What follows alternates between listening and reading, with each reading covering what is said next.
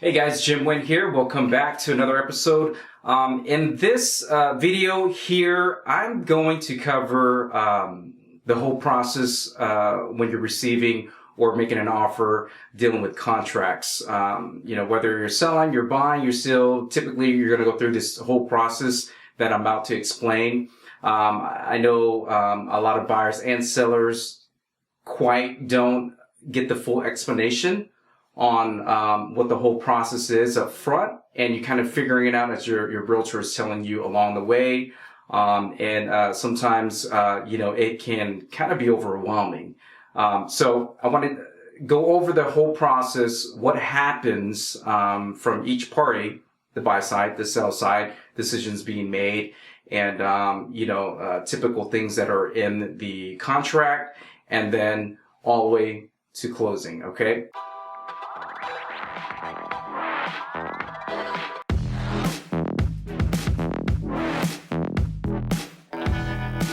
Helping you make smarter choices. So first step is going out, viewing a property. You then want to make an offer. So I'm going to start there. So what you're looking at is once you start that process, you have an analysis done, obviously. Buyer makes an offer to the seller at that point, right? So seller receives the offer. Seller has the option to counter, the option to deny the offer. So those are typically your two ones that you're going to get. The third one, obviously, is going to be not answering the offer. And typically that only happens if there are other offers that are coming in. Okay. So those are kind of the three things that the seller is going to do when an offer comes in.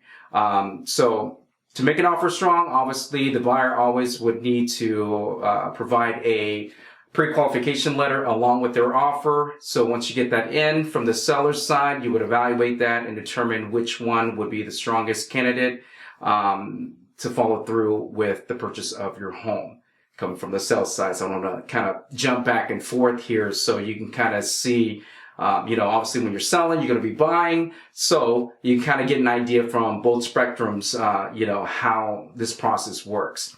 Okay, so have the option to obviously accept it. Once you accept it, buyer agrees, seller agrees, you then will execute on that contract. Now, once you execute on that contract, it's going to state in there that buyer has 3 days. So we're here in Texas, so going by the contract here in Texas, you have 3 days to deliver that option period. With me, I've been in the industry a long time, so this is where a lot of agents, don't understand and realize that option period, or option check that you're delivering is very critical. You need to get that over to the seller or the seller's realtor within 3 days. And that's not 3 business days, that's 3 days. Okay. So they need to have that delivered. They also need to have the earnest money delivered to the title company. So there's 2 things that needs to take place. Okay. So, if you're on the buy side, be mindful that needs to take place. So the realtor needs to collect that check or money order, or however that you're going to have that set up, and have that delivered to the seller or the seller's realtor. Okay. Now, once that happens, the buyer needs to also have inspections done. Okay. So typically inspections, you're looking at anywhere from 7 to 10 days is typically what you're going to agree upon. Once that happens, buyer's going to have the inspector come out, inspect the property. And then once that happens, they are going to get an itemized list of a PDF document from the inspector. And then after that, they will then send an amendment over to the seller. Seller has the option at that point to either counter those repairs, fix all repairs, or potentially just give money in lieu of those repairs.